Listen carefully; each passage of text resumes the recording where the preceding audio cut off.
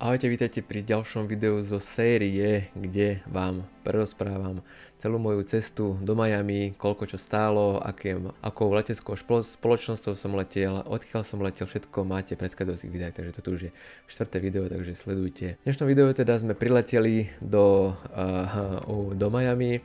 No a ja vám idem povedať, ako to teda prebiehalo ďalej, keď sme prileteli po prílete. Po prílete do Miami sme išli na to imigračné, my sme teda prileteli a hneď sme nás rozdeľovali na US, teda ľudia, čo bývajú v USA a čo sú vlastne z Európy alebo mimo USA.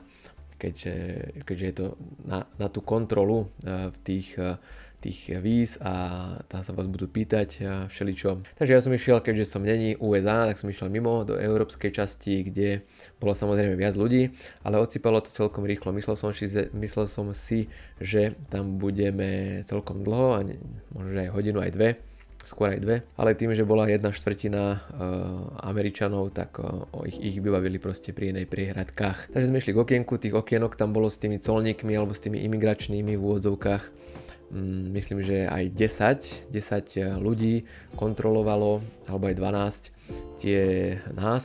tých ľudí, ktorí prileteli, boli dvaja za sebou, ako máte check-iny na letiskách, tak toto bolo niečo podobné, ale boli ako keby dva za sebou, hej. No a to bolo nejakých 5 alebo 6 radov, takže tam bolo 10 alebo 12 týchto colníkov.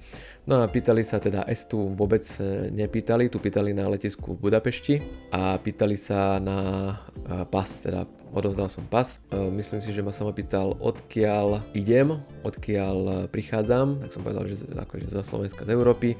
Potom, čo budem robiť v Amerike, na čo som prišiel do Ameriky, takže za nejakým relaxom, za dovolenkou, za odpočinkom a tak ďalej, za spoznávaním mesta.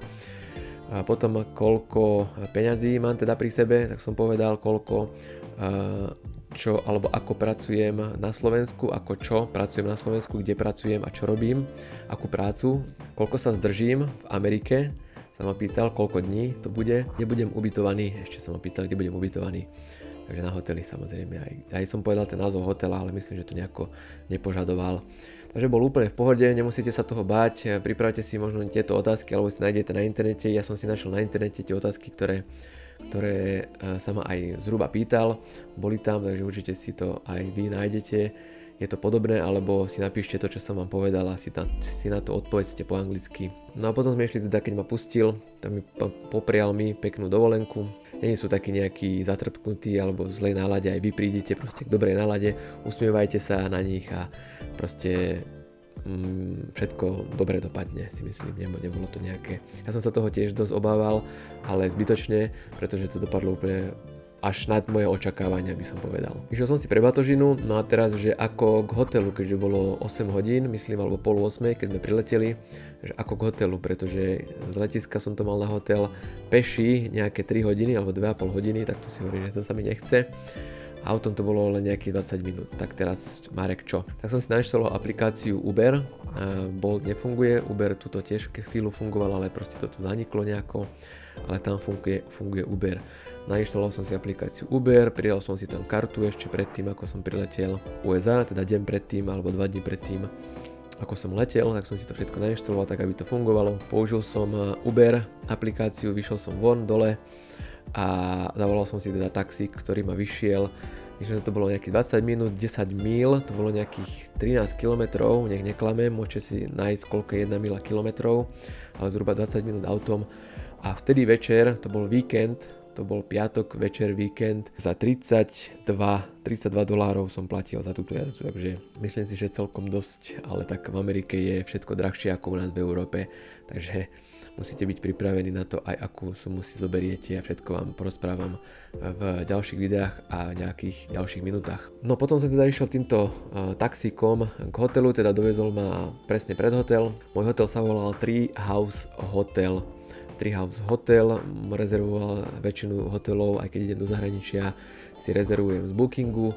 Ja som tam ten partner na 3. úrovni a Booking môžem povedať, že je spoľahlivé. Ja som tam už niekoľko desiatok rezervácií objednával za tie roky, nebolo to za rok ani za 2, bolo to tak zhruba 5 až 7 rokov. Prečo na Bookingu a nie Airbnb? Airbnb podľa mňa, a je to len môj názor, ešte som nikdy neobjednával nič cez Airbnb, keďže som s Bookingom spokojný, ale ja mám v Bookingu takú väčšiu istotu.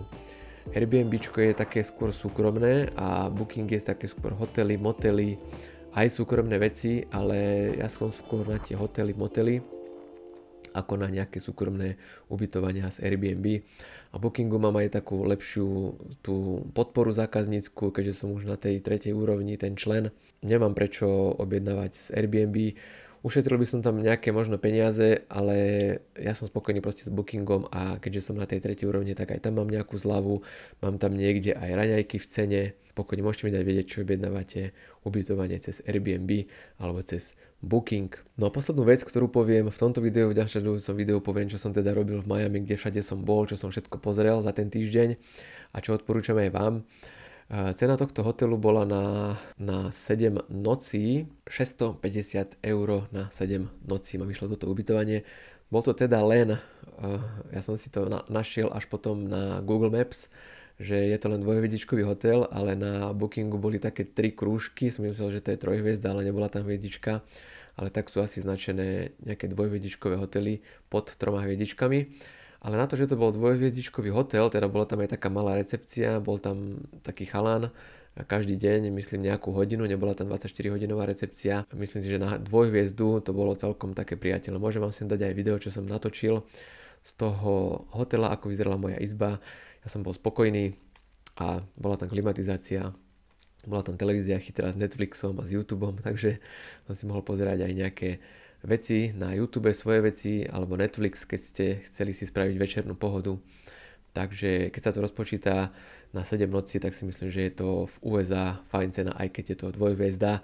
Ale už rádovo, ja vám dám aj sem mapu, kde som bol ubytovaný, keby ste išli bližšie k pobrežiu, tak tam už je to rádovo násobne až dvojnásobne také drahé. Takže ja si myslím, že autobusom proste 20 až 40 minút na Miami Beach, takže úplne v pohode, autobusy stáli pár eur, ale to vám poviem až v nasledujúcom videu. Takže v tomto videu to bolo všetko. Ak sa video páčilo, ďakujem za like, za odber. Ak si nechcete ujsť ďalšie video z tejto série a pri ďalšom videu, ahojte.